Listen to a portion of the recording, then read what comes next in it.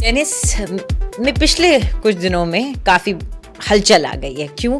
क्योंकि दो बड़े ग्रेट्स ने रिटायरमेंट का ऐलान किया। सेरेना विलियम्स का तो हमें पता ही था और उसके बाद उनको हमने खेलते हुए भी देखा उनके चमकते हुए अवतार में। लेकिन अब खबर आई है कि रॉजर फेडरर भी रिटायरमेंट के लिए तैयार हो चुके हैं। रिटायरमेंट को बहुत रोमांटिसाइज कर लिया जाता है, उसको दुख के तौर पे लिया जाता है, पर मुझे तो कभी कभार लगता है कि वक्त भी आ गया, आपने सब कुछ कर लिया एंड बिफोर डिक्लाइन शुरू हो आप रिटायरमेंट करें, इसमें कोई बुराई नहीं है। लेकिन नडाल ने भी काफ़ी प्यारा मैसेज लिखा उनके लिए। नहीं, उनका दोनों का ब्रोमांस है। लोग ना अगर आप एक यूट्यूब पे एक क्लिप देखेंगे नडाल के बारे में, कुछ समय पहले नडाल से ही पूछा गया कि can you tell us what Roger Federer means to you and what is his impact, ऐसे करके। तो वो सुनते हैं पूरा सवाल, फिर कहते हैं I don't want to answer because I don't want you guys to think he is my boyfriend, क्योंकि मतलब मैं ऐसा जवाब दूंगा कि आपको लगेगा। तो बहुत म्यूचुअल रिस्पेक्ट है दोनों का। टेनिस का खेमा बहुत, अब तो जोकोविच अब थोड़े इमर्ज करके आए हैं, but for the longest time the greatest rivalry in tennis लोग कहते थे ब्यॉग और मैकेंड्रो की वो राइवलरी नहीं थी जो नडाल और फेडरर की थी। और tennis world was divided into two parts, Federer fans, Nadal fans. वो लड़ते रहते थे, ये बेहतर है। हालांकि अजीब बात यह है कि वो दोनों पुरानी जो राइवलरीज होती थी उसमें एज होती थी। बॉग और मैकेंड्रो में एज थी, कॉर्नर्स और बॉग में एज थी। ये सब थोड़ा होता था कि हाँ मैं बेटर, वो बेटर। ये दोनों तो एक दूसरों की तारीफ करते रहते हैं। वो कहता नहीं ये बेहतर है, वो कहते नहीं ये बेहतर है, नहीं मुझे इनसे बहुत कुछ सीखने को मिला। ये दोनों थोड़ा ना टेनिस के थोड़े से पोलाइट वाले हैं। जो अगर आप जोकोविच को और एंडी मुरे को देख लें तो वो थोड़े से ऐसे करके बात करने वाला है। एक तो निक किरियोस है, उनको आप देखती हैं कि नहीं? निक किरियोस को आप फॉलो करिए। वो बैड बॉय की जो मैकेंड्रो ने डेफिनेशन बनाई थी उससे भी ड्रेडलॉक्स वाले नहीं। निक किरियोस को आप देखेंगे, वो ऑस्ट्रेलियन है काफ़ी, मतलब आई थिंक इज़ थोड़ा मलेशियन, थोड़ा ऑस्ट्रेलियन नेशनैलिटी है, बट मिक्स पेरेंटेज से आते हैं। वो जो गेम को काफी अलग तरीके से खेल रहे हैं, क्योंकि मुझे कोई बता रहा था किसी के बारे में। नहीं, वो खेलते हैं कन्वेंशनल है। निक किरियोस, अभी मैं आपको दिखाता हूँ। यही फायदा है सर्च का। तस्वीर देखेंगे तो फिर आप उनको पहचानेंगे, वो क्या क्या बयान देते हैं। मज़ा भी आता है वैसे अगर खेल में, क्योंकि इंडिविजुअल खेल में खास तौर पे मुझे तो अच्छा लगता है जब थोड़ी जुबानी जंग भी हो। निक किरियोस, अच्छा, हाँ, इनको आपने देखा होगा, I have seen him, but इनको देखा होगा। ये बैड बॉय की डेफिनेशन को अलग तरह से डिफाइन करते हैं। अंपायर से तो अक्सर लड़ते ही रहते हैं, ये चेयर अंपायर से बहुत बार, प्लेयरों से भी लड़े, नडाल वडाल सबसे लड़ चुके हैं। हाँ, ये किसी को नहीं मानते, कहते हैं मैं बेस्ट हूँ।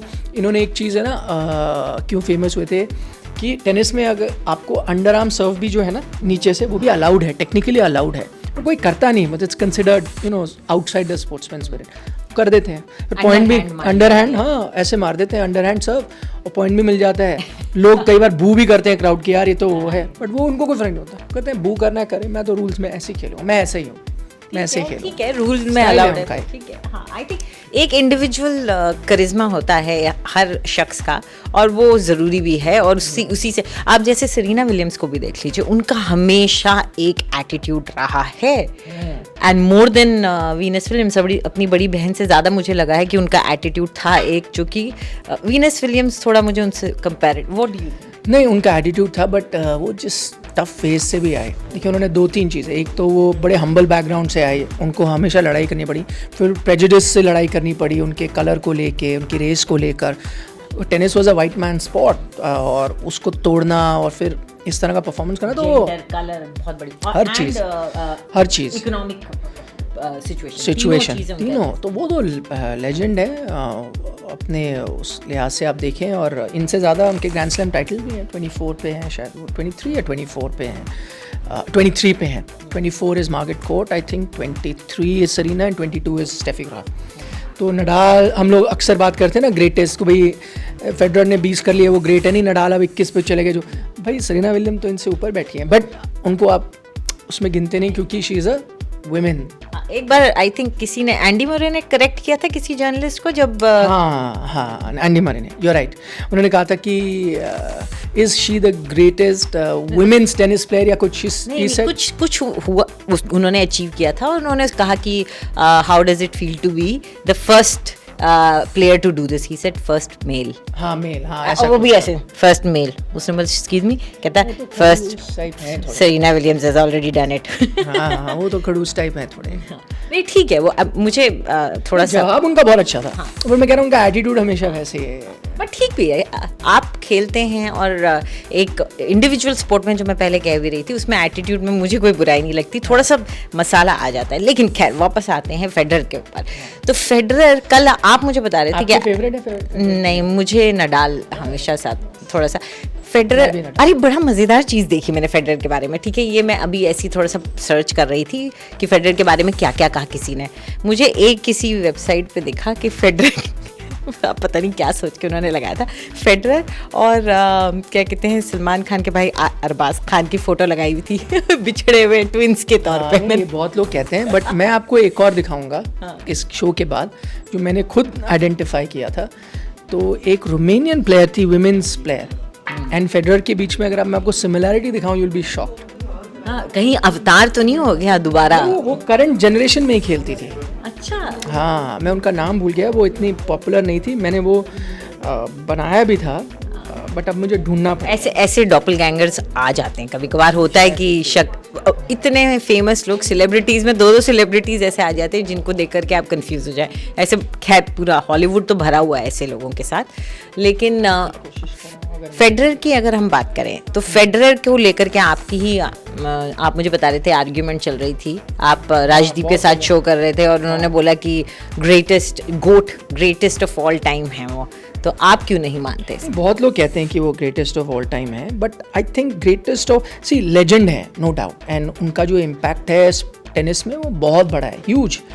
But greatest of all time, GOAT जो एक ही हो सकता है ना, ग्रेटेस्ट ऑफ ऑल टाइम। अच्छा, उसमें जनरेशंस को देखना कई बार फेयर नहीं होता, क्योंकि उस टाइम अलग हालात थे, अलग तरह का टेनिस था, इसलिए I am not comparing to many generation. सिर्फ अगर इसी जनरेशन को देखूँ तो गोट में आई थिंक वो, आप ओपिनियन में आप रोमांटिसाइज करके प्यार के तौर पे कह सकते हो ग्रेटेस्ट है, बट अगर आप हर नंबर देखोगे तो उसमें वो 19 है नडाल और जोकोविच दोनों के सामने। Most number of grand slam is parameter जिससे आप जज करते हैं। Most number of grand slam है राफेल नडाल के 22, वो अभी भी टेनिस खेल रहे, रिटायर नहीं हुए, वो अलग बात है, इससे आगे जीते या नहीं नोबडी नो। 21 पे नोवाक जोकोविच है, बल्कि मुझे लगता है नोवाक से छोटे हैं और वो कुछ समय तक खेलेंगे, वो जाहिर तौर पर। तो grand slam is a measurement, क्योंकि वो सबसे बड़े टूर्नामेंट है, जिसने जीते वो आपको देखने पड़ेंगे। एक तरह से वो ये दोनों उनसे आगे हैं। फिर हेड टू हेड, इन दोनों के हेड टू हेड उनसे बेहतर है। तो भाई अगर आप ये करो चलो ग्रैंड स्लैम जीत गए, वो अलग है, आपस में इनका रिकॉर्ड देखें, जब भिड़े हैं ग्रैंड स्लैम्स में भी हेड टू हेड में आगे हैं।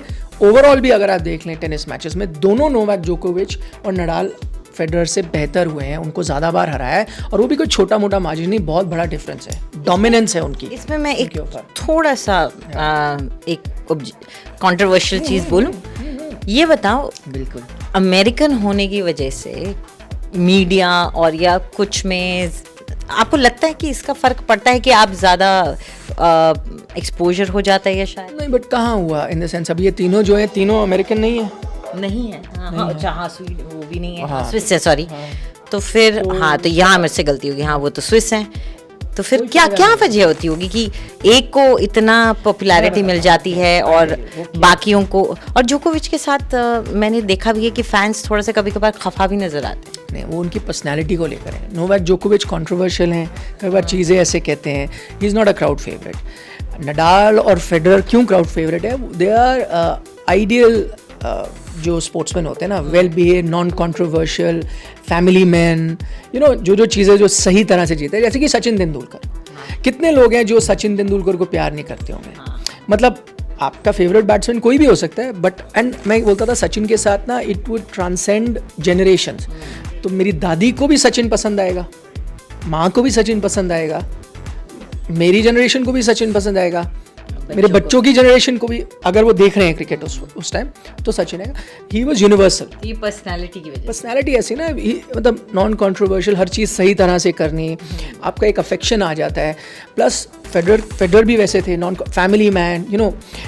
कोई ऐसे कई बार कई स्पोर्ट्समैन होते हैं नॉटी बॉय अफेयर्स ये वो, बट ये इन्होंने शादी, वी ऑल नो ऐसे कौन से हैं। बहुत है ना, बट नहीं, उनकी भी अलग पर्सनालिटी है, बट मैं कह रहा हूँ ये सब क्या है, ईजिली सोसाइटी एक्सेप्ट करती है। उन्होंने अपनी जो फर्स्ट जो गर्लफ्रेंड थी उनकी, वो भी टेनिस खेलती थी, उनसे शादी करी, फिर बच्चे होना, 2 sets of twins, is a family man. ज़्यादातर आपको 2 sets of twins हैं, हाँ, 4 हैं, 4 बच्चे हैं भाई, 2 जी।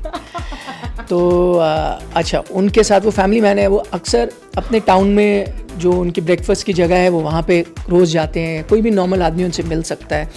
वो वैसे वो ग्लैमरस, एक सेकंड, स्विट्जरलैंड के टाउन्स में कितनी पॉपुलेशन होती है उस हिसाब से भी सोच सकते हैं। मतलब आप आइए बम्बई में करिए तो सचिन तेंदुलकर भी तो मुंबई में रहते थे ना, बट वो मुंबई में कर नहीं सकते ना भाई। आप क्या देखते हैं, क्रिकेटर ऐसे बड़े होते थे, शेन वॉर्न भी बड़े क्रिकेटर थे ना, बट शेन वॉर्न क्या थे, पार्टी करते दिखेंगे आपको, ये सब वो, और वो सोसाइटी इतनी जल्दी एक्सेप्ट नहीं करते, उनके भी फैंस होते हैं, but I am saying universal appeal नहीं होती। बट जो होते हैं करेक्ट, सही तरह से फैमिली मैन और खेलते भी अच्छा, साथ में ग्रेस भी, स्टाइल भी।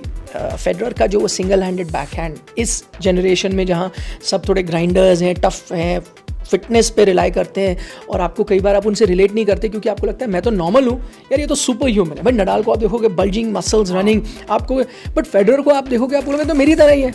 नडाल के ऊपर से अपनी ना मसल्स शो ऑफ भी करते हैं, उनके स्लीवलेसेस होते हैं, जबकि फेडरर अपनी यहाँ तक की शर्ट पहन के आएंगे, मतलब वो बात। प्लस आप उनको देखोगे तो आप कह सकते हो ये तो he is like me, he is a regular guy, है ना, नॉर्मल है। अगर वो हेयर स्टाइल जाएंगे तो आपको लगेगा ऑफिस में काम करते होंगे, यू नो, वेरी सो उस चीज़ों से आप रिलेट करते हो। उनका खेलने में वो ग्रेस थी, जैसे मैंने कहा सिंगल हैंडेड बैक हैंड, वो उस तरह के फॉरहैंड मारते थे, थोड़ा बहुत old school serve and volley भी थी उनकी गेम में, सिर्फ बेस लाइनर नहीं थे।